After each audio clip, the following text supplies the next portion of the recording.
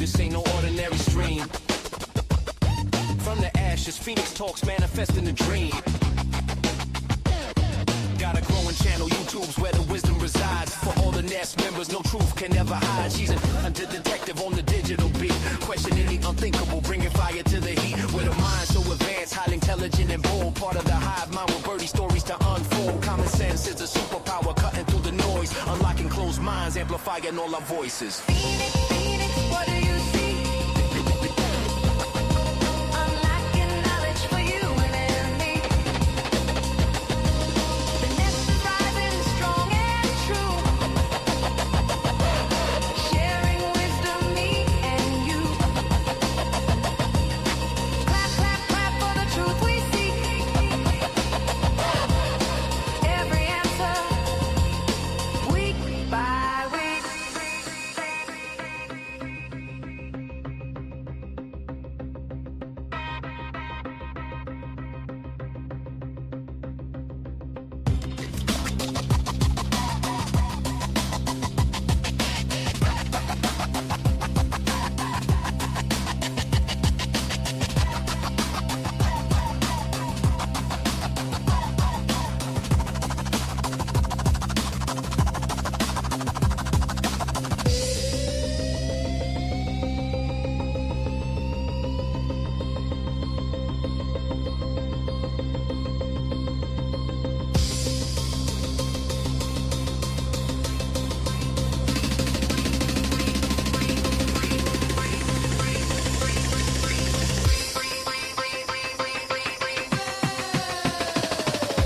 Phoenix, Phoenix, what do you see? Unlocking knowledge for you and me. The nest is rising strong and true, sharing wisdom, me and you. Clap, clap, clap for the truth we seek. Every answer, week by week.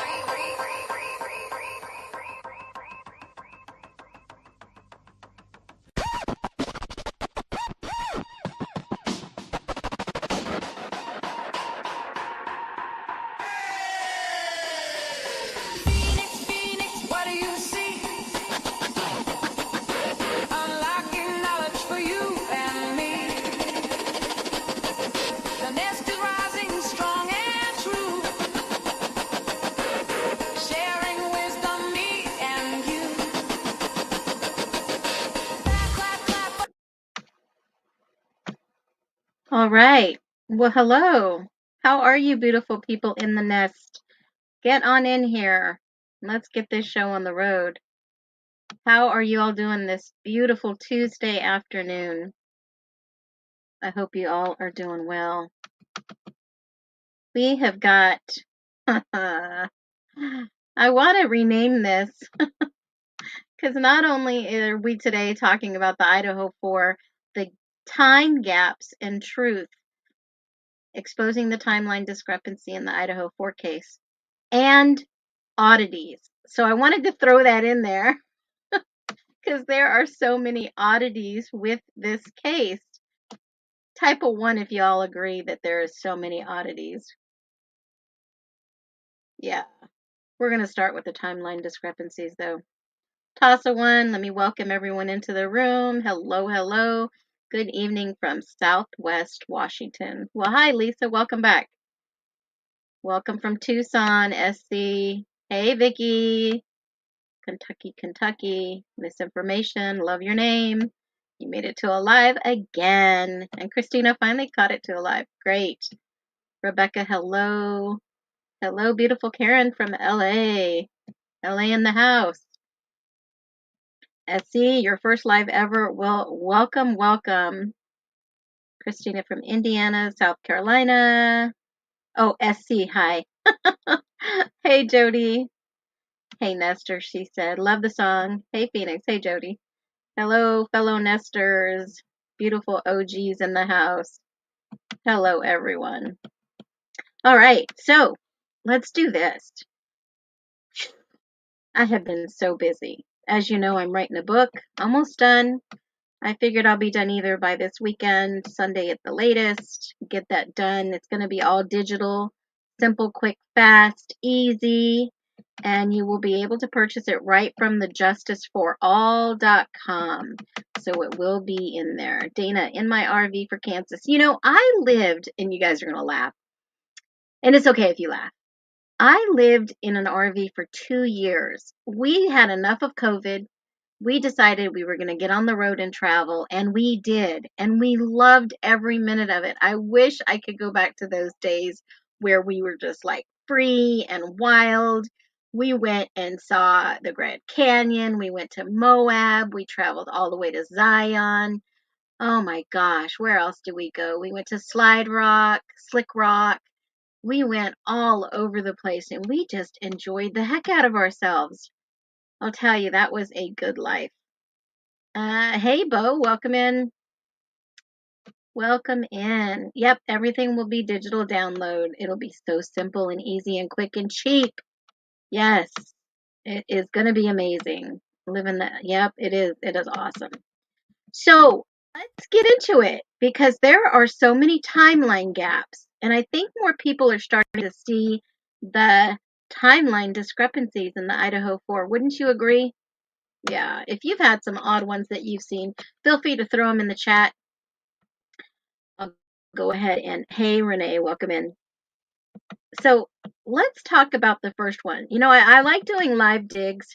I think it's so important for people to actually see certain documents for themselves.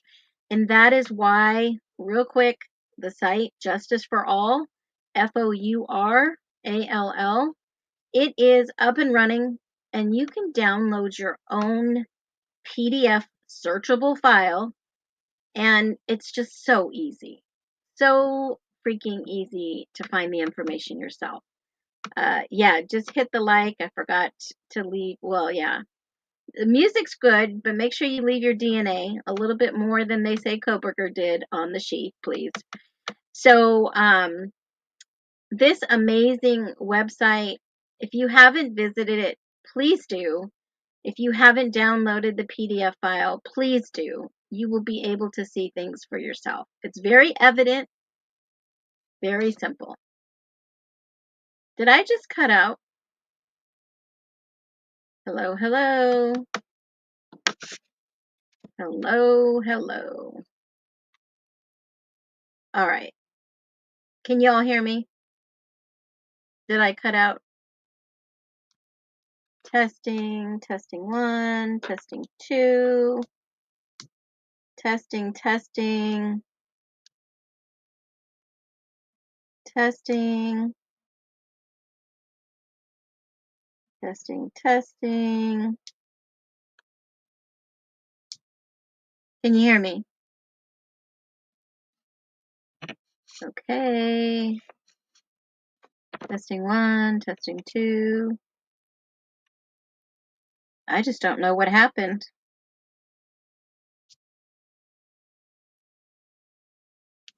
What is going on?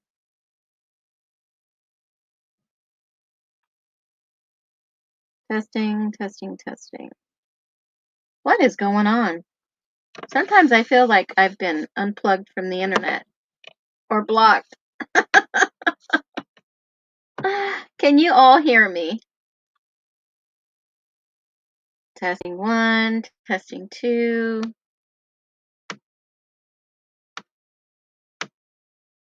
I don't even know if you all can really hear me. There it is. Okay, we can hear you. For some reason, I couldn't see us. I couldn't see the chat. That is so weird. And sometimes it's just so random. Now, mind you, I know that sometimes they launch the SpaceX rockets.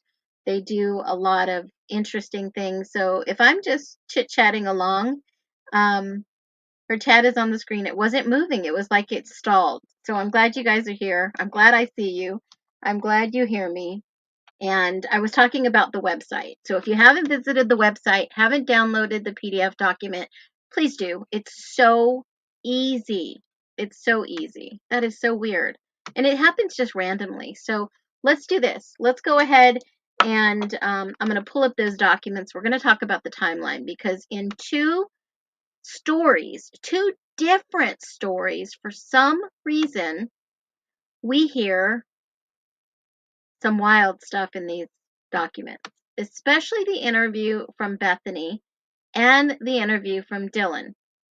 It's not making sense. Is it making sense for you guys? Because it's definitely not making sense. A lot of people are saying the same things.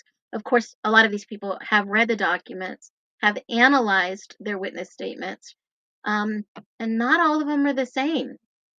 And then you're being taped. Oh well. Smile for the camera. My Chinese spy is listening in. The feds are trying to make this go quiet. Yeah. And I did a real quick clip on the announcement and the order from Judge Hippler last night. It is in the repository. There will be about 43 documents that are up for redaction or unseal. And the prosecutors first have to talk to the defense, and the defense has to tell the judge what they want to be redacted and remain sealed. And, I honestly don't think that Koberger may appeal. I think he'll go for a post-conviction release. But they are talking about letting us know who the 4 perpetrators were that was in the case. And nothing fits this narrative, guys. Absolutely nothing fits. Nada. Zip, zilch.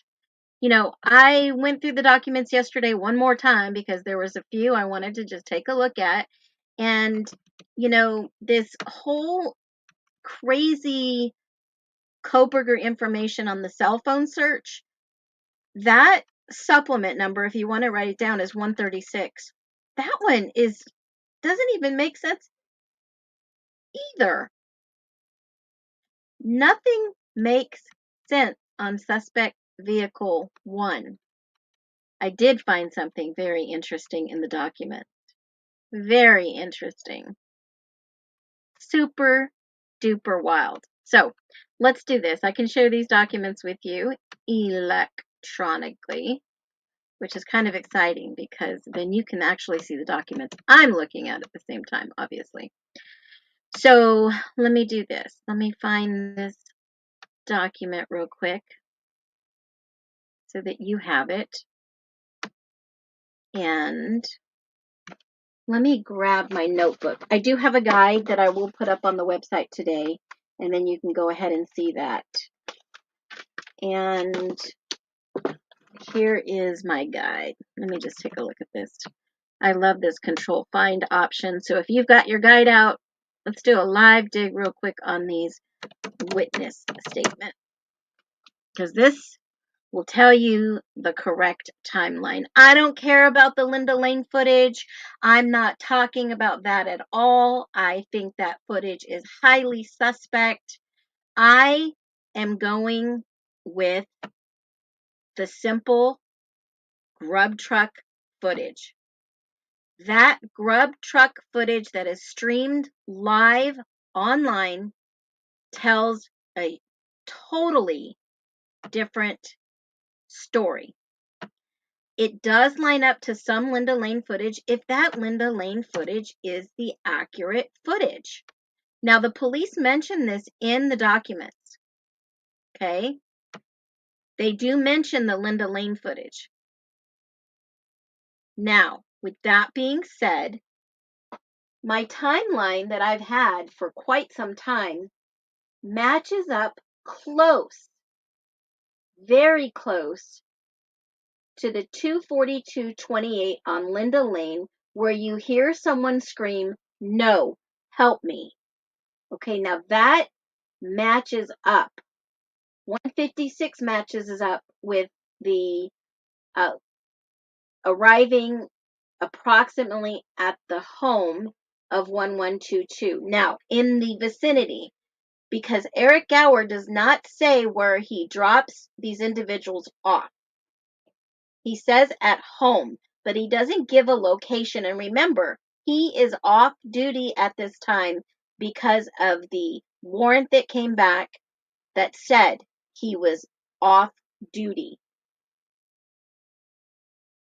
Now, in my notes, 151 to 150-ish is when we see Kaylee and Maddie exit. They exit the screen at the grub truck. That is accurate. So if you think about timelines, that is the only accurate timeline that can be accounted for. Now, I have the original download of the grub truck. They have changed it since, which I think is a little sus too. They have changed that stream since. They have shortened it. They only put a portion of it up. They had the full footage up, which I have the full footage.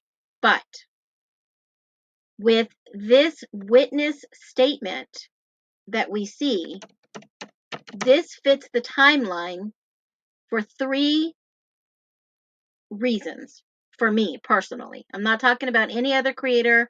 I'm talking only about the grub truck footage and the police reports, because those are the only bits of solid information right now that we have. Okay?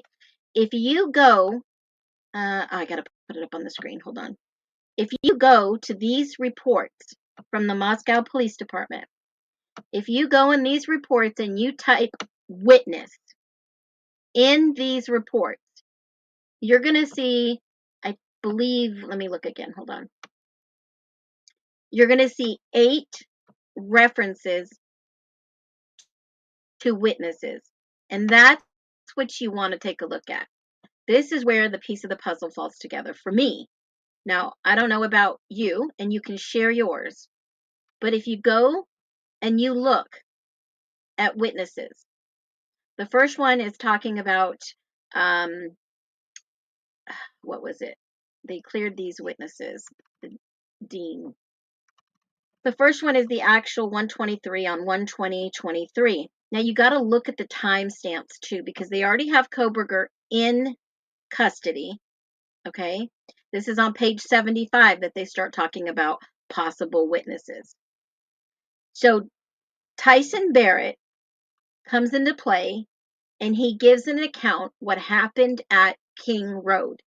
So on 11/13/22, around 12 o'clock, he receives a phone call from Sergeant Gunderson, and that is with the ISP, right? He receives the message informing me him and his team responded to a call at 1122 King Road, where they found 4 deceased college-age students inside the residence. He said it was apparent they all had been murdered. Sergeant Gunderson said they did not know the location or identity of the suspect. Okay, so let's reel this back. So we have the 911 call time, 11:58-ish. So this means that ISP, the Idaho State Police, was already on site. Hope you're following with me. Type a 1 if you're with me. That means that 911 call that we have heard, that means Idaho State Police was already at the scene. Can everybody agree to that? Looking at the dates and the time.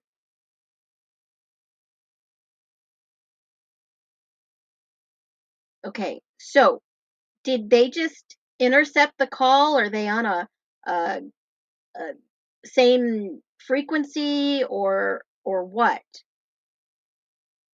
Does anybody question that at all? How did the Idaho State Police already know? Why were they already at the scene? That's like 2 minutes, I believe, the call. And correct me if I'm wrong. Does anybody know what time the call was made? I want to say 11:58. Is that right? 11:58. Can we agree on a time? I don't want to get any calls wrong here or timestamps wrong, because when we all said that that 911 call sounds really fake, I would probably agree that 911 call sounds a little suspicious. Only for the fact that ISP is right here stating, and you got to look at the dates and the times. They're already stating that ISP is on site. He got a call. But this guy's writing the report, Tyson Barrett. He said it was apparent that they all had been murdered. So ISP has already seen the crime scene at 12 o'clock. Hello. There's a discrepancy, and that's a huge one. Why would ISP already be on scene and then the 911 call comes in? Who tipped the ISP off? Who knew before the 911 call was made? Or was the 911 call made after to cover the rest up? It's not so crazy when you're looking at dates and times and factual evidence right here. So, who's the culprit? Is the culprit the Moscow Police Department, or is the culprit ISP? Yes, we know that lots of people knew before the 911 call was made, but this corroborates that the ISP was on site. Listen to how this is worded. On 11/13/22 at 12 o'clock, Tyson Barrett wrote this on 1/20/23. So he's writing a report almost 2 months after, right? I received a phone call from Sergeant Gunderson, he works for ISP, informing me that his team responded to a call at 1122 King Road. They were already there. And they found 4 deceased college-age individuals inside the residence. So this changes the game. He said it was apparent they all had been murdered. Sergeant Gunderson said his team had cleared the residence and secured the scene. He said that they identified a group of college-age individuals outside the residence and started interviewing them. Did you know there were approximately 17 college students around the house at that time? 17. Okay, Jennifer, 156. Thank you for clarifying that. Thank you, thank you, thank you. Thank you. So, 11:56, we have the 911 call. Approximately. Let's just say that. And then you see, okay, ISP has already been in and out of that crime scene. I called Chief Fry, and this is the person that lets him know, hey, there's been a homicide, there's been a quadruple murder at 1122, because Barrett then turns around and calls Fry, Lanier, and Dollinger to let them know about the homicide. So ISP, the Idaho State Police, lets Moscow know. I don't trust his report anyway. He wrote that 2 months later. Okay, yes, he did write this report, but he is letting everyone know, guys, ISP informed me. And then I turned around and I called my chief. I mean, why would he call Tyson Barrett? Why would Gunderson call Tyson Barrett? Why would he call them? Now, let me just say this real quick. Sergeant Gunderson.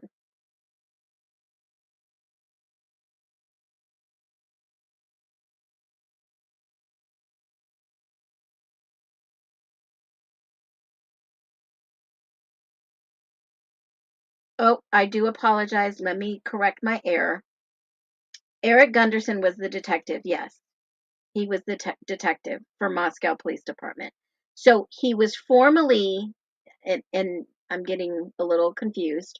Formally, he worked with Washington State Patrol. That's what I'm thinking. Sorry. Washington Patrol. He did work for the state. So now he works as a detective for Moscow. My bad.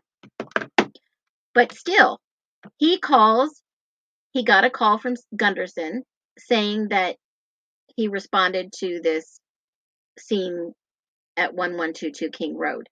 Sergeant Gunderson was on site first. And then he calls Barrett, and then Barrett calls Fry, Lanier, and Dollinger. Gunderson was already there. I thought he was too. I thought Gunderson was ISP. He was with Washington State Police. It is say he's listed working at Moscow. Barrett was the captain at the time. Gunderson was okay. I've heard of this, Christina. I've heard of this. And so he works in counterintelligence.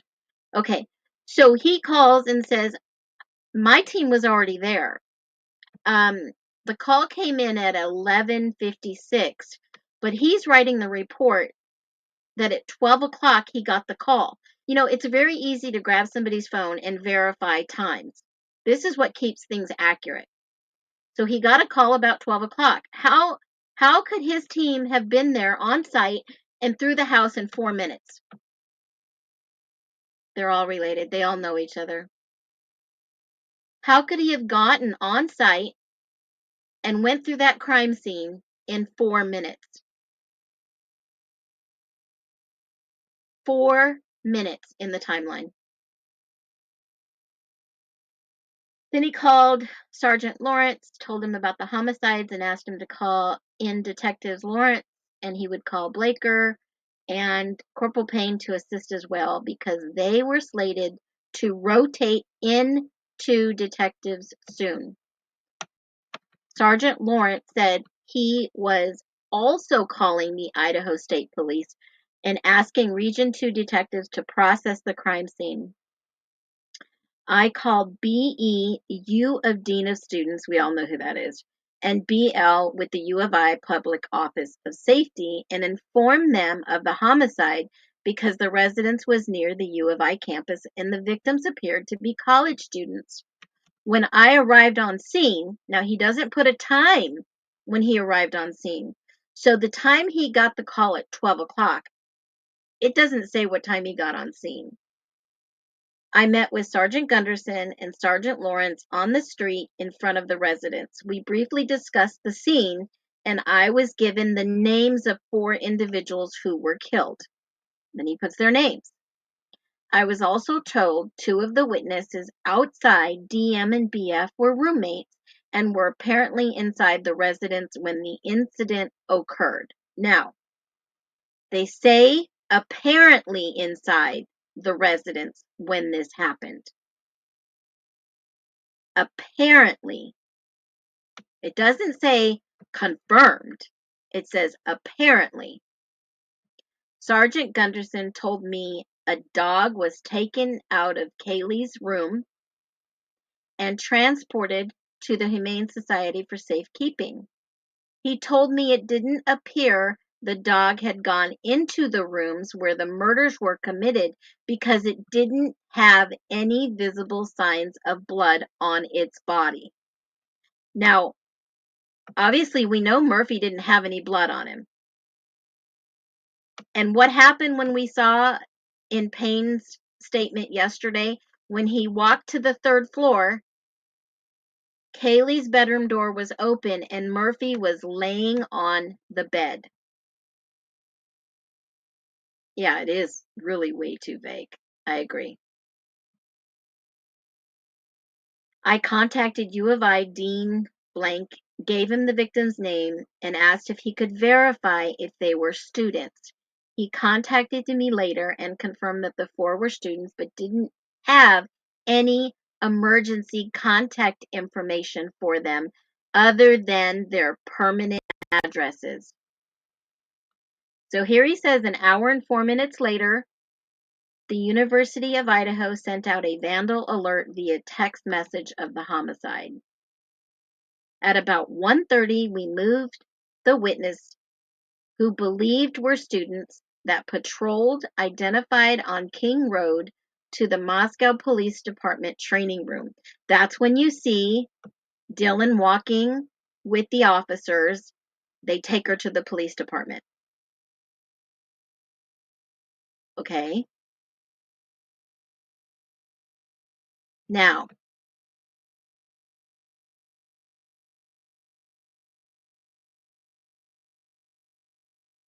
it says F, that's obviously OF had an assistant with her and were there to comfort students, to be a resource if necessary. While I was in the training room, I was told 2 witnesses were Ethan Chapin's, M redacted, and H redacted. Now, they told me their parents, that would be Hunter and Maisie. They told me their parents had been informed of Ethan's death and they were on their way to Moscow. I asked Sergeant Lawrence to arrange death certificates for Kaylee Goncalves and Maddie Mogan's parents. He later informed me the Kootenai deputy went to the Goncalves home to notify them of Kaylee's death and had already been made aware. So he asked for death notifications for Kaylee and Maddie, but it doesn't mention anything about Ethan and Xana, which I thought was odd. Maybe he wasn't tasked with that. Captain Dollinger told me that Xana Cornotto's father was on scene. That's Jeff. Captain also asked Jeff to meet him at the police department where he was informed of Xana's death. So her dad was already on the scene, guys. Like, what is going on? I mean, this is really odd, right? So then around 2:15, they want to obviously interview the next person. That is S and K redacted and L. S and K probably would be Scott and Karen's, Laramine's house, to identify and notify them of Maddie Mogan's death. Karen is Maddie Mogan's mom. Sergeant Lawrence was informed that the blank, it's redacted, their last name, had been informed that they were already on their way to Moscow. When L arrived at the police department, I did death notices and asked Sergeant Lawrence to interview them. Okay, so that's another set of parents that were either on their way or on scene. I thought it was the weekend before was Parents Weekend. I could be wrong. From what I understand, I thought it was the week before that, but they did have a big football game, so maybe it was Parents Weekend then. I've never been able to confirm that anywhere, online, on site with the U of I. I've only seen one picture and I thought it was the week before. I could be wrong, but around 2:15, I met with President Scott Green and his staff in the office on campus. I told them about the homicide and that the suspect's location and identity remained unknown. So this is already at 2:15. They've already sent out a vandal alert, and then they tell President Green. They met with the staff. I returned to the police department. J.D. approached me asking if I could release the dog, Murphy, to him. He said that he and Kaylee both own the dog. And at that point, I was busy working with the detectives and administration and didn't release the dog. So he wasn't released immediately. I talked to Corporal Prane and interviewed J.D. So Barrett interviewed J.D. He was the first one to interview J.D. He said D had been in a relationship with Kaylee, indicating they broke up a few months ago. So a few months before that would be September, if we're just taking 2 months as a few. So Corporal Payne said D told him. So Corporal Payne interviewed JD, right? He's writing the note as if he's referring to Corporal Payne. I didn't really understand this part because Corporal Payne writes a report of a follow-up, okay? So Corporal Payne is telling Barrett that, I talked with Corporal Payne, who had interviewed JD. He said that they broke up and, indicating a few months ago. Payne said, and this is all hearsay, this is secondhand, it's not firsthand information. That's what's confusing for me. This is hearsay. Telling one policeman to another policeman that somebody else said this, that is hearsay. It's horrible because when you subpoena an officer, the officer has the IRE, the Idaho Rules of Evidence, you have to have firsthand knowledge. You can't just call in a cop and say, oh no, another cop told me this. That is hearsay.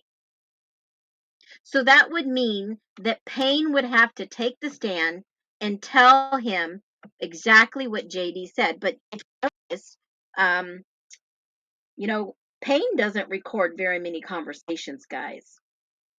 It's kind of hard to get accurate information if you're not recording conversations. Very difficult. Anyways, you're on the honor system. Corporal Payne said Dee told him he and Kaylee remained good friends after the breakup. I asked about the dog and that he removed from the residence and taken to the animal shelter. Corporal Payne said Dee told him that Kaylee and he both own the dog. So JD was more worried about this damn dog, I guess, in my humble opinion, allegedly, as I'm reading this report. Would everybody agree so far? Even ChatGPT says Payne is the most sus. Well, he was the lead investigator that was thrown on this case. That is so true. So y'all with me so far, right? Okay. So later this afternoon, Dee approached me again. Now, that is Barrett speaking now. It's not referring to Payne told him. So Dee approaches Barrett later that afternoon. So it had to have been past 2:15 because that's the last time it says. There is no time here. How long was JD at the police department? That afternoon, Dee approached me again and asked if I could release the dog to him. I called Captain Lehner, who was with Sergeant Gunderson outside 1122 Keene Road, and Captain Lanier confirmed that Sergeant Gunderson that they understood Dee co-owned the dog and that the dog was taken to the animal shelter for safekeeping. I was told that the dog was uninjured and it didn't have any blood on it. Okay, who gave Murphy a bath or who sent Murphy away? Which one of the two? What do you think it is? Is that even possible? Yeah, he doesn't even mention anything about Kaylee, which I think is so weird. I mean, your girlfriend of 5 odd years just died very horribly, very vindictively, very gruesome, and you're not even worried about her or say anything? That hit me the wrong way, guys. Just being honest. I was told the dog obviously didn't have any injuries and basically released Murphy to JD because it was my understanding we had only taken the dog in custody for safekeeping and he was the owner.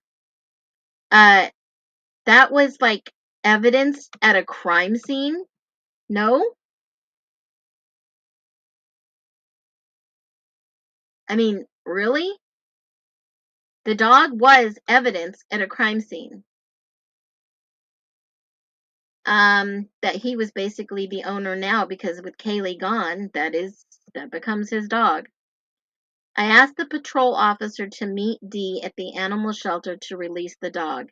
I continued to work with detectives and command staff for the rest of the day. Mind you, Captain Barrett wrote this report and then Lanier looked it over. So that's the first instance that we see with the word witness. Okay? So the next one we see, there's only 2 of 8 here. And I want to tighten up this timeline for you. The next witness that we have mentioned is Dustin Blaker, and he wrote this report 3 months after the murders, sequence 165. Video from front lobby. This is where, and I'm going to give you just a narration. This is the request on March 21st, 23 from Koberger's defense. So Ann Taylor and her team requested any video showing where any witnesses may have been kept on the day of the homicide. So she's basically asking for all the footage in the lobby in the Moscow Police Department so she can check the list of witnesses they brought in. She wanted to see who was brought in for questioning, guys, which is highly smart. I would have never thought about that. Not that I'm an attorney or anything. I'm really nothing. I'm just looking at these papers and assessing them. He wasn't able to get all of them. He was only able to recover a video from 3 cameras, which show the front lobby area, just the visual. There was no audio. It needs to be noted none of these cameras are equipped with audio, so they cannot hear, because it's against the law in a police station. They cannot hear any audio in public spaces. Okay? So, yeah, I know Murphy has a social media account. It's wild. So that's the other second from witnesses. Now, here's where the timeline... Whoa, hold on a minute. Have to be able to spell right. That was 2. The third one is where they go and they talk about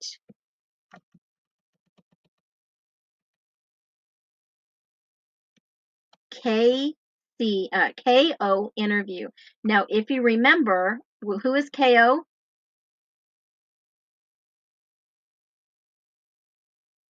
KO.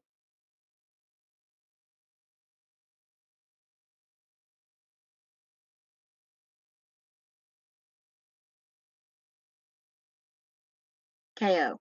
KO is the individual that worked at WSU with Koberger, correct? That's KO, I believe. KO and then L, and they refer to this individual as L.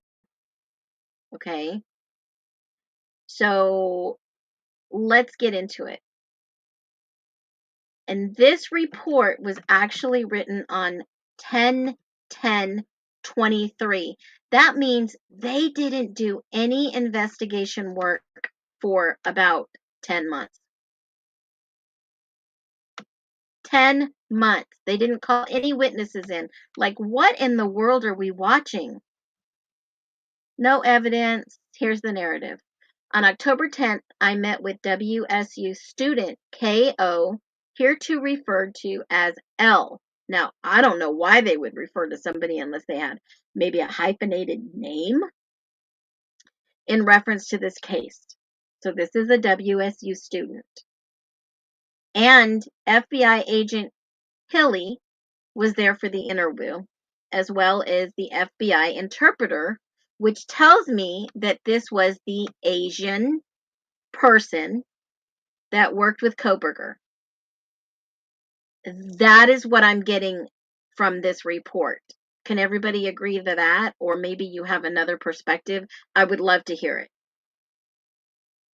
I would love to be able to hear this because an interpreter, now, mind you, I lived in Japan for 5 years. I learned to speak the language. It was not easy. But I will say, if she did not understand, they would need an interpreter. And that's what it said. I was there. FBI agent Hilly for the interview, as well as FBI interpreter who was present via phone call. So there were a speakerphone and needed an interpreter. Okay. All right. So maybe it's Mama Rogers. Okay, now that we're all on the same page, I don't want anybody to get confused when I read the rest. So they were on the phone call, and L is from blank, probably Vietnam, Japan, wherever she's from, Korea, who knows. This is a summary of my interview with L and is not verbatim presentation of the interview. Well, yeah, the interview was recorded and attached to the case. L was interviewed once previously by FBI agent Zakarinsky, maybe I'm saying it wrong, in December of 22.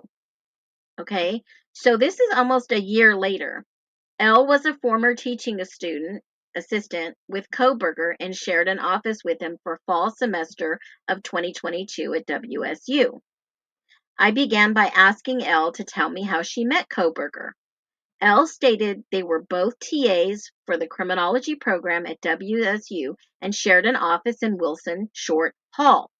L considered Koberger a friend and stated he thought Koberger was a very, oh, wait a minute. He stated he thought, this is a guy, guys. This is not a girl. This is not the one I was looking at last night. Thought Koberger was a very intelligent but also selfish. Okay, this is the one. Now, this is the one with the professor that, okay, I got it. L said Koberger would often mislead him when it came to their shared work and would have L complete work meant for Koberger. I mean, was Koberger having a hard time completing his work? I mean, yeah, it's a he.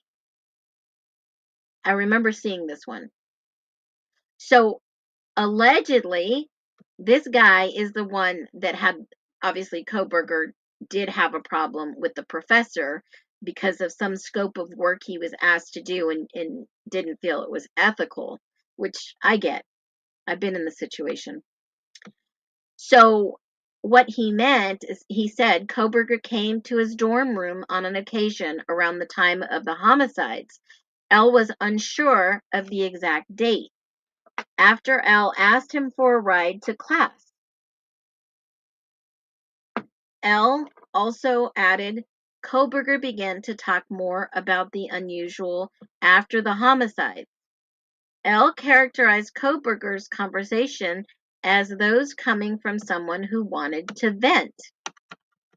L started Koberger's attempt to use his authority as a TA to inappropriately interact with female students. L stated he thought Koberger wanted a girlfriend and added they talked about Koberger wanting a girlfriend on many occasions.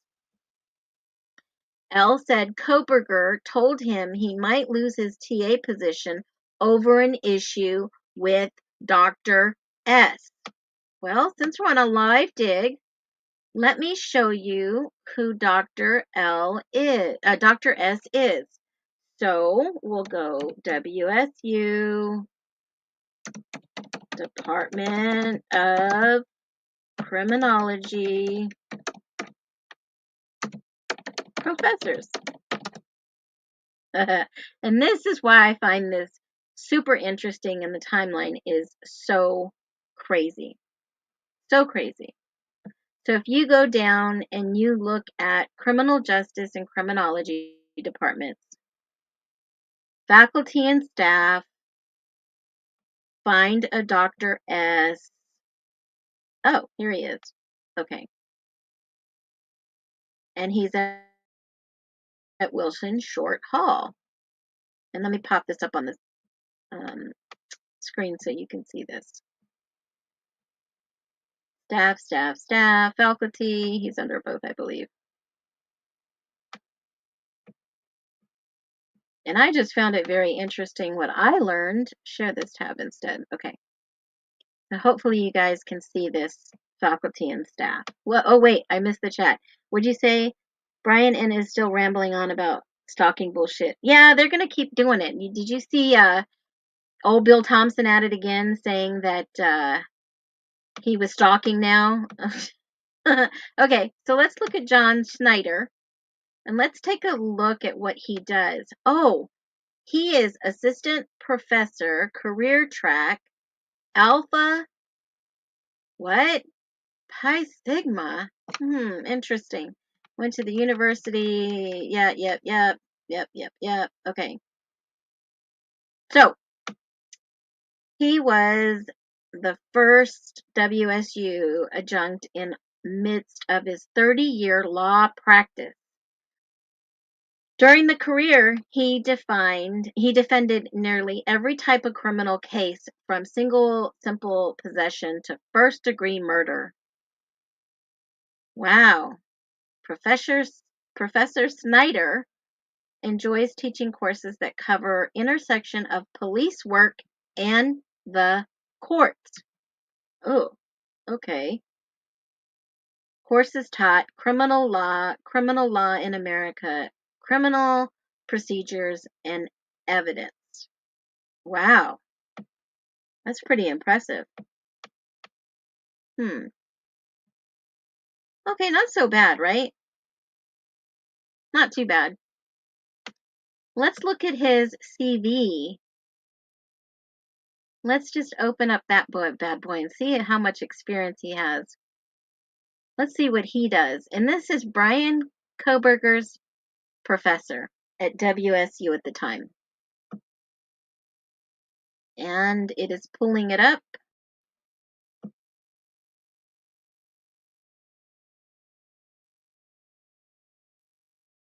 Okay, school in the University of Idaho.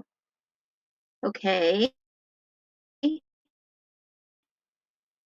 He's also got a BA from Wyoming in secondary education with an emphasis on social studies. Interesting. Snyder Law Office. Okay. Holds practice in Washington and the state bar in Idaho. So he's dual. Okay, we got that. Practice, got it. Memberships, Academy of Criminal Justice Sciences, Washington State Bar. Development activities, just in time.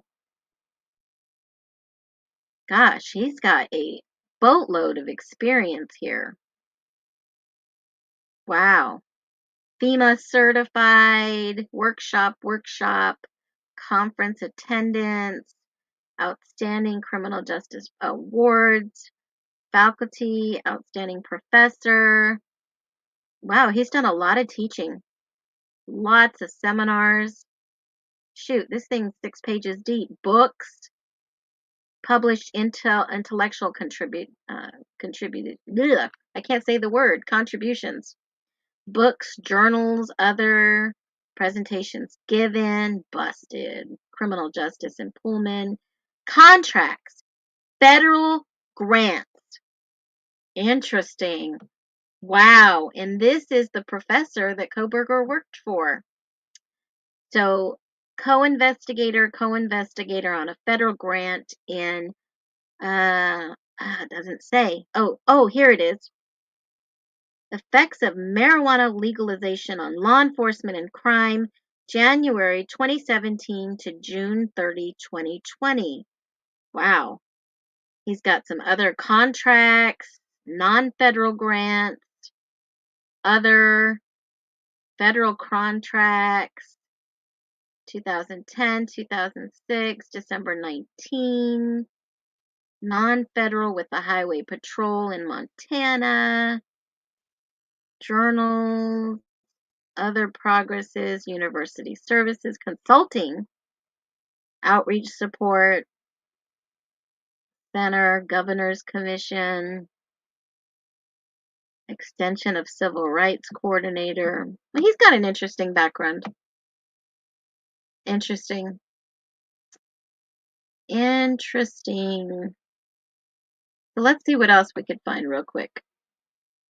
I do know he had government, federal contacts.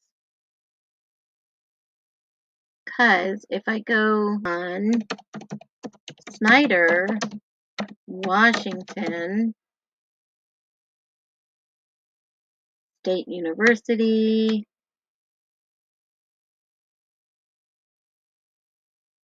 and Let's just see what it gives me.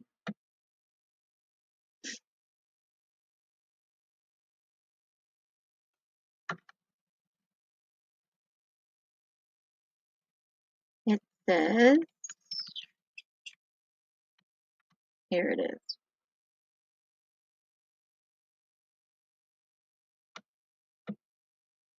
Let's see if I can share this with you. I found this to be interesting. He was the department for, let me pull this up.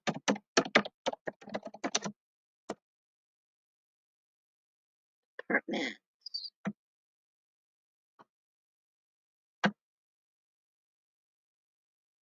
Hopefully you guys can see this. Can you all see my screen where it says CCP lab site? Yep. Okay, perfect. All right, now stay with me. Don't fall asleep yet. So John Snyder is also a professor in the Division of Governmental Studies and Services and the Criminal Justice Department. He was a public defender in Whitman County for nearly 30 years. Who else was the public defender in Latah County for over 30 years? You guys ringing a bell? Is it ringing a bell to you guys? Over the time, he has extensive knowledge and practices procedures of context of criminal investigation, ranging from social contacts to Terry stops to searches, seizures, and prosecutions.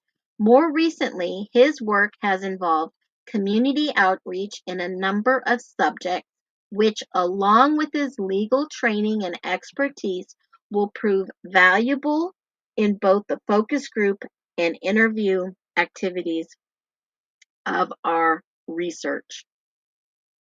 He is the Division of Governmental Studies and Services. Now, if you want to go down that rabbit hole, you can. So that's who we are. I mean, that's what we're working with, folks. So let's go back to the supplement.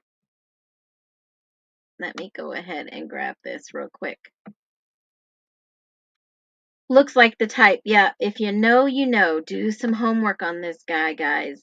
Do some homework. He was the prosecutor in Whitman County for 30 years. Okay? Now, L is telling us that there was a problem with Dr. S. He asked L to help fight the allegations, but L stated he refused to help Koberger. What were those allegations? Because WSU did an investigation, and in Ann Taylor's rebuttal for the defense, she claimed all the allegations that WSU claimed for Koberger were cleared. They were not factual. So, yeah, make sure you guys have got to know the background of these people. So, Koberger said,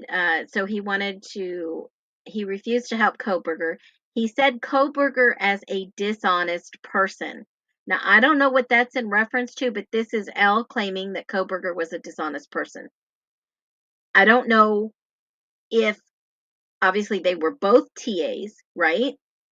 And maybe he was asked to do something that he refused, and maybe L saw this as Koberger being dishonest. I don't know. To support this, L stated he spoke with Koberger in late December of 2022, and Koberger said he was packing his bags to catch a flight back to Pennsylvania. Okay? He was catching a flight back to Pennsylvania. Maybe because Koberger told him he was going to catch a flight and changed his mind that he was going to drive. His dad was going to fly out and drive back. I don't know. But that's what he says in this as a witness. He later learned Koberger had been back in Pennsylvania for some time and drove back with his father. Now, why would he say, why would Koberger tell him he was going to pack bags and catch a flight back to Pennsylvania when in fact he drove out there with his dad? So he learned that he had been back in Pennsylvania for some time and drove back with his dad, which is weird. It's like, why would you have to tell another associate TA your plans, your travel plans? And yes, this is just his opinion. And then he said he told us about some injuries he witnessed on Kohlberger's face. They looked like scratches. He was unaware of the date, but thought he noticed some injuries on 2 separate occasions in October and November. L stated one was a large scratch on his face. L described as looking like the scratches of fingernails. L said he also saw wounds on Kohlberger's knuckles on 2 separate occasions. When L asked Kohlberger what happened to him, Kohlberger replied he had been in a car accident. L also stated Koberger was frequently 20 minutes late to their classes. I asked L what he and Koberger thought about it. L said Koberger likely liked to discuss his area of study, which was criminal justice, criminal decision making, and burglary type crimes. S.A. Hill and I advised L to reach out if he wished to add anything to what he told us and concluded our interview. Now, what do I gather from this? I gathered that maybe Kohlberger was asked to do something wrong and that he wasn't honest about his travel. To say the least, that doesn't make you a murderer if you're going to change travel plans. And maybe that was his original plan, was to fly home for Christmas. And then after all this happened, they knew that he was going to be targeted. So he decided to drive out there. That's what it looks like to me. The scratch on his face, who knows what that could have been from? Shaving? Says it looks like fingernails. I don't know. This guy's not an expert in fingernail scratches, so this is just hearsay. You have to be an expert in your field to be able to make a claim like that, especially Idaho rules of evidence. Okay? And he saw wounds on Koberger's knuckles on 2 separate occasions. Well, he's been known to run and go to the gym. Did he use a punching bag? I mean, that's all circumstantial, right? And he's not an expert in wounds on the hands, so you can't really say, yeah, he had wounds all over him. And, he never admitted anything to him, like he was involved in a fight or anything like that. So that is all hearsay. I just thought that was interesting with the timeline too, because at the time they finally interviewed this guy, like almost a year later. So let's look at the next instance of witnesses. So we went through that. That was the Verizon pen warrant. Any data that linked possibly to this warrant, which makes sense. There's not a lot here because it doesn't, really corroborate with any other document in this other than M was subsequently identified, located, and interviewed as a witness by Corporal Payne. So whoever linked a possible witness, MM, that obviously had to be, I'm assuming, just assumption, because this was written on the December 6th. So this Verizon pen warrant, if you go and you look up what a Verizon pen warrant is in the timeline, that would probably be, and I'm guessing here, this is just speculation, I'm guessing it would probably be, I would say, MM is the DoorDash driver. Would you guys agree? Because they served a warrant pretty quickly. So they served the warrant on the 22nd. This report was written on the 6th, but it does refer back to the 12/4. So that was, a couple weeks after the murders. So, and the FBI was already involved. They complied to all the data, the pen register trap, the trace DNA, the trace data was determined. It was terminated on November 30th, 2022. So whatever it was that they were looking for, the warrant returned receipt affidavit They were sent to the prosecutor's office. So they got something back, but they never mentioned it again. So this is important in the timeline because by the 22nd of November, they already have some information.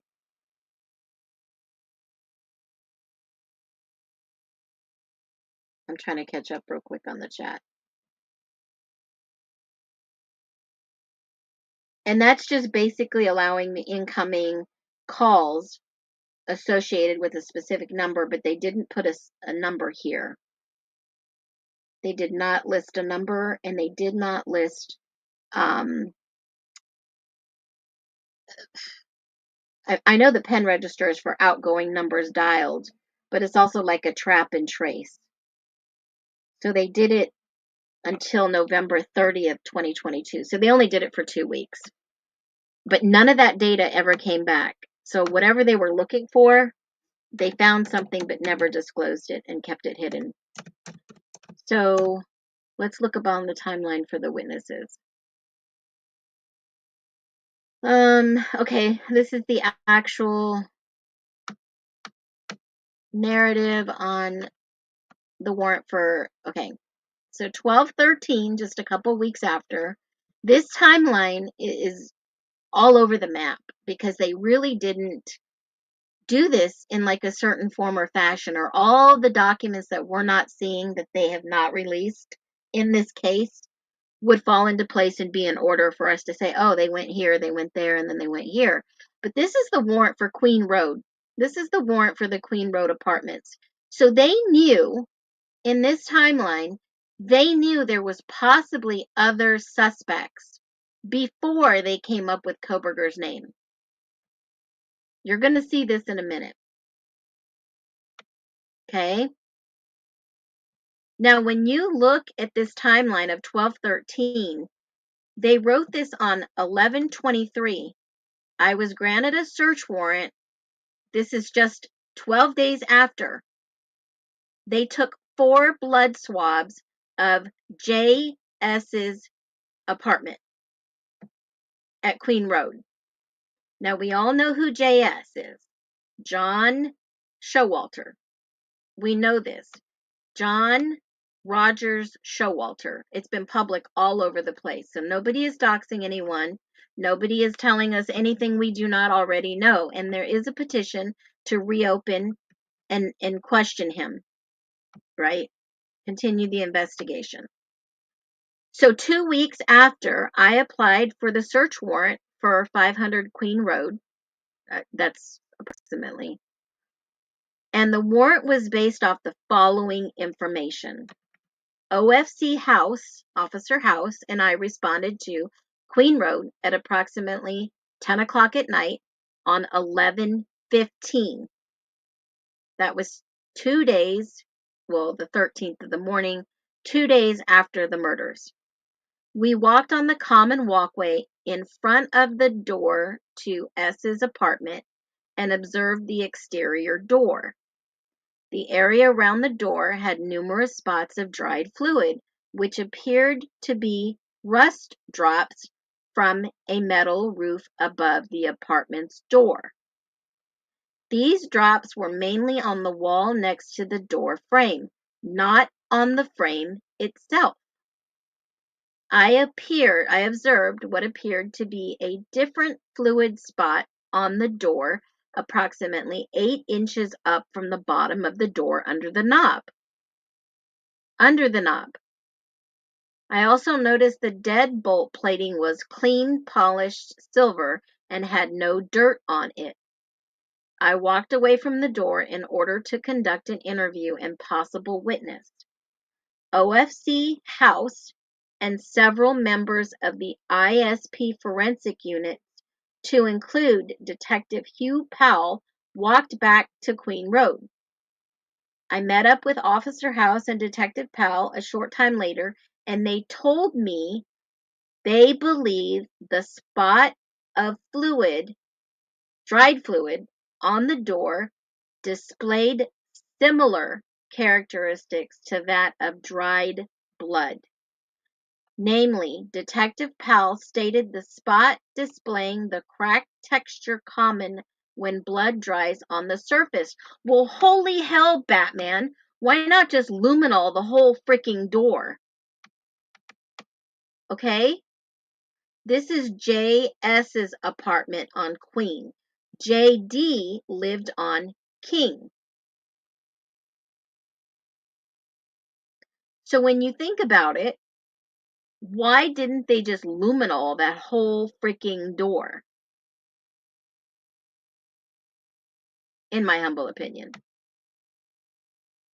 So, the spot was also displayed a similar pattern to blood spots found on the banister wall and the wall on the stairwell to the ground floor, which I observed at King Road. Now, don't get me going here because this really pisses me off. Are you following me with this timeline? 2 days after they suspected, they had a suspect. The drops look familiar on the banister in the house, but they also look familiar with the blood drops outside of 1122 King Road. Hello? Ding, ding, ding, guys. There's your special sign. Are you all with me? Are you all awake? Are you all feeling good here? So don't you think that that was one of the major suspects?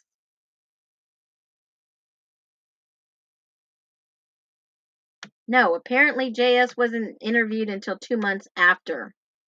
2 months after. So, now they say it looks like the same pattern. They've got ISP at the door of JS's apartment. So, then they say Officer House also told me he looked at several other doorknobs and deadbolt plates on doors in the same apartment complex. Now, mind you, JS got this apartment allegedly after he was thrown out of the dorm of the frat house, and his father came down there to find an apartment. Went up north to get him an apartment. And they were very adamant about him having an apartment. And that is what the landlord had said. Okay? Now, all at which had fine layer of dust. So here's this guy, looks like the house has been, or the apartment's been cleaned up, allegedly. And they're saying that his is clean and all the other ones had a layer of dust. And this is in the middle of winter. You're going to get some type of dirt with snow. Officer House also confirmed S's door did not have the same layer of dust as though it had been cleaned off. Hello, grab your luminol, spray that damn door down, people. Now, if there was blood on the banister handrail, and there was blood outside of 1122 King Road, the same pattern that was on the door of his apartment, don't you freaking think that they would put 2 and 2 together and say, okay, now, if there's blood on the banister, outside the house, and on this guy's door, don't you think that maybe someone got injured? Yeah. And I can only imagine and speculate a phone call. Hey, Mom. Hey, Dad. Dad's a surgeon. Mom's a doctor. Can you meet me at the cabin? I'm injured. No hospital visit needed. I don't think that's a far stretch, guys. I don't think that's a far stretch. I mean, in my humble opinion, I've thought about this. Yep, I need some stitches, Daddy. I know you're the #1 surgeon down in Boise. Come and help me out. Okay, now that's all alleged. I returned to MPD and was notified by Detective Vargas, who was reviewing security camera footage provided by the owners. Now, that wasn't provided. They confiscated the 1112 cameras, guys. If you look in the evidence file here in these police reports, they actually took the camera from them. They took it because they knew what was on that camera. They knew. They confiscated the camera. Then they found the camera footage provided by the owners of Linda Lane, possibly footage of someone walking by the cameras at 3:50 hours on 11/13/22. Now, I know that everyone is out there trying to debunk Linda Lane and this and that, but it says someone walking by the cameras at 3:50. Now, according to my timeline, at 3:51, Dylan adds a new contact in her phone. Isn't that a little strange? Don't you think that's a little odd that at the same time in this report that a video camera records somebody walking towards 1122 King Road, and at 3:51 Dylan adds a new contact in her phone? That is wild. Did you guys hear that?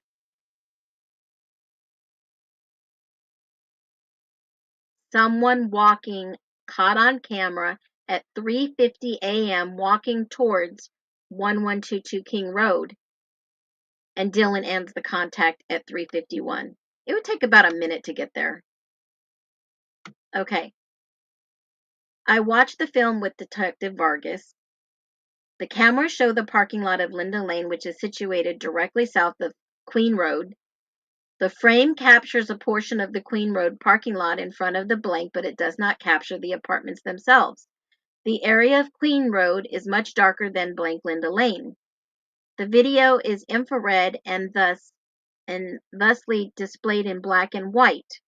At approximately 3:50 hours on 11/22, per the timestamp on the video, a figure clad in dark clothing can be seen walking from the building which houses blank Queen Road.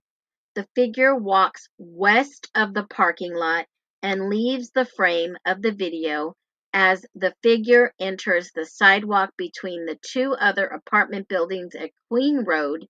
So that's right in the center. That's going right down the middle of the two apartments. That enters the sidewalk area between the two other apartment buildings. So that's the little corridor that you see in a lot of the maps and the videos. Okay? So what's happening is that they're walking from the side view. We see them walking immediately east of King Road. The figure's not captured by the cameras any further. So based off the information above, MPD and ISP officers served a search warrant on the exterior of the front door to Queen Road, access to the residence per this search warrant, and it was granted only if presumptive positive test for blood was found on the exterior door. Nothing was found during this search, and the warrant was returned.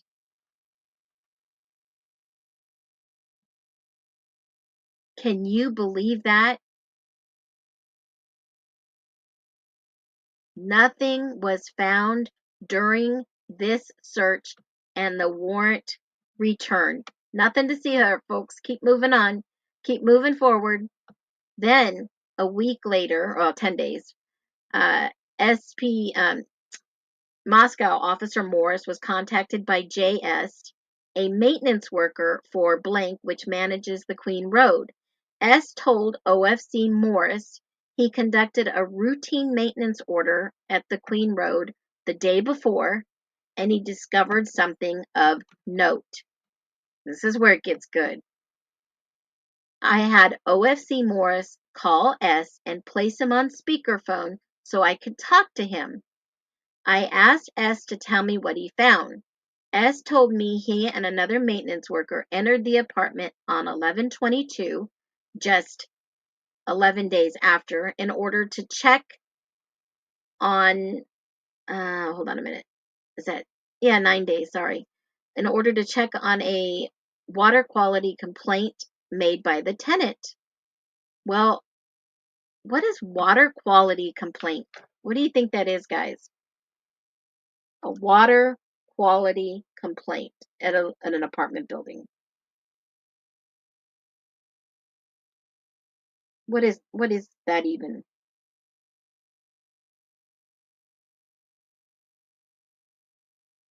That doesn't even make sense. Anyone?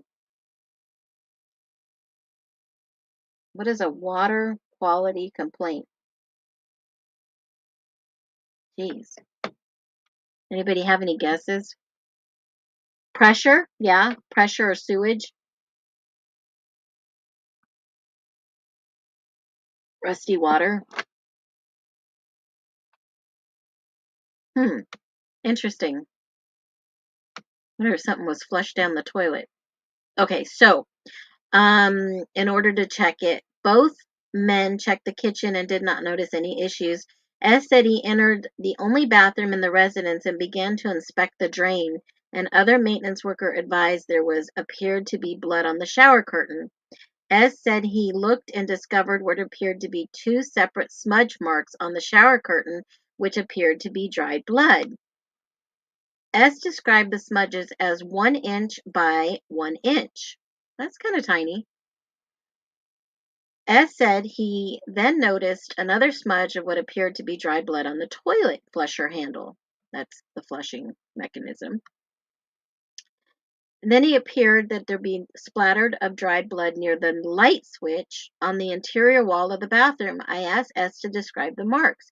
He told me they appeared to be reddish brown in color. He said, I've seen dried blood before, and the marks appeared similar to that. He added that one thing he did in the restroom was flush the toilet in order to check the water quality. Said it appeared to be clean and became clogged when I flushed it. Noted that there was odd, hold on. S noted it was odd the toilet paper became clogged. S said he and his counterpart then left the apartment. Didn't he do a work order to find out what was clogging the toilet? I mean, that's usually what somebody else would do, no? Wonder how many of them threw up. Always thought it was, ugh. Yeah, yucky, yucky, yucky. Okay, so, um, he said his counterpart and then left the apartment. I asked Blank if there was some reason he had access to the apartment besides. Okay, so get this. Get this. If John, which they call him Jack, if John Rogers Showalter left the apartment, who called in this work order? Anyone? Who called in this work order if he was gone and left?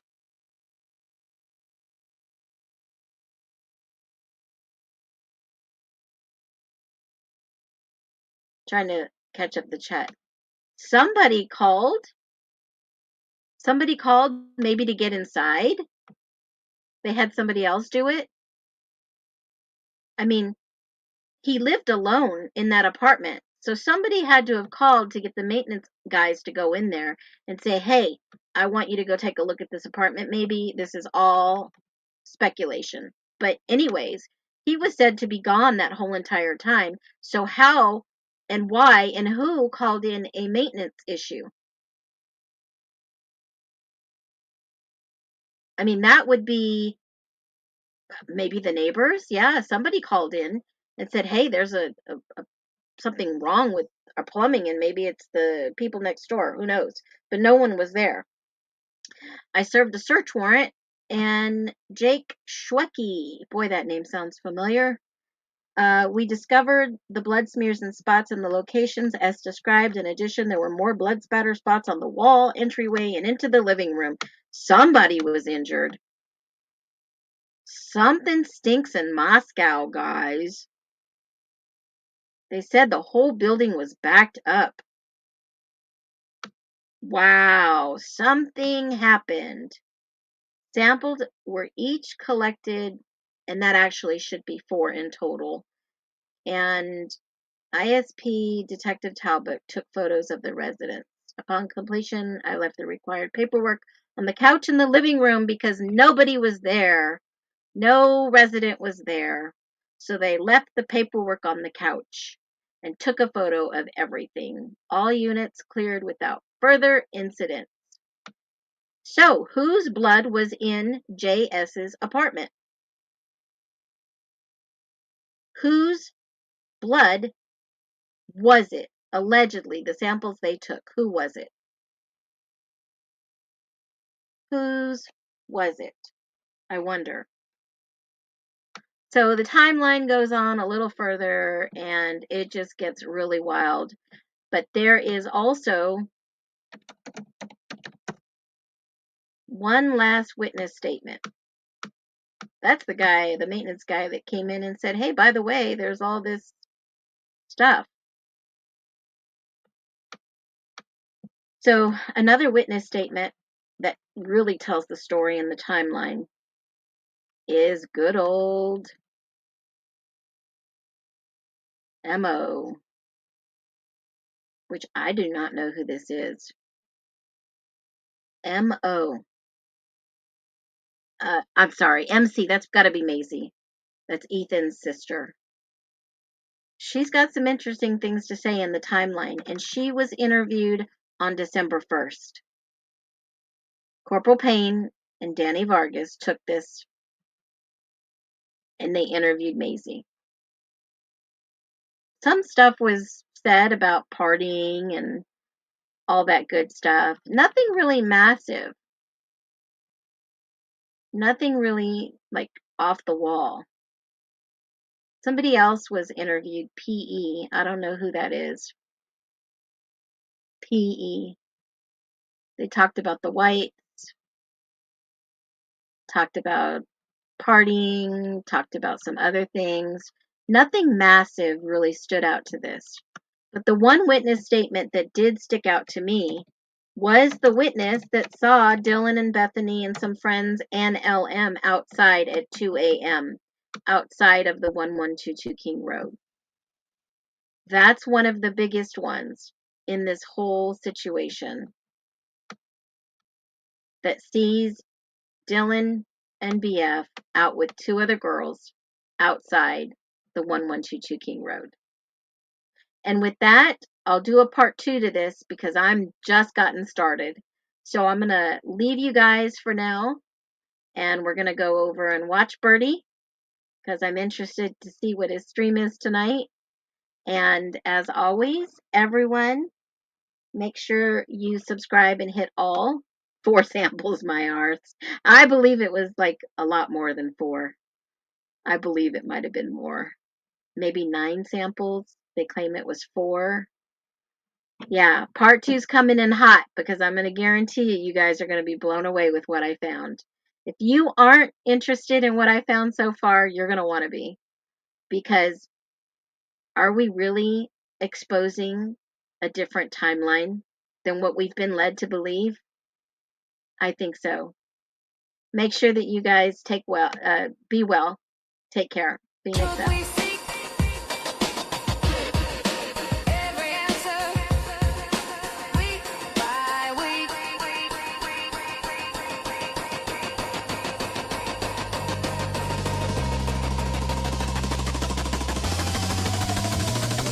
Yo, microphone check 1, 2. This ain't no ordinary stream. From the ashes, Phoenix talks manifest in a dream. Got a growing channel, YouTube's where the wisdom resides. For all the nest members, no truth can ever hide. She's an under-detective on the digital beat, questioning the unthinkable, bringing fire to the heat. With a mind so advanced, highly intelligent and bold, part of the hive mind with birdie stories to unfold. Common sense is a superpower, cutting through the noise, unlocking closed minds amplifying all our voices. Phoenix, Phoenix, what do you see?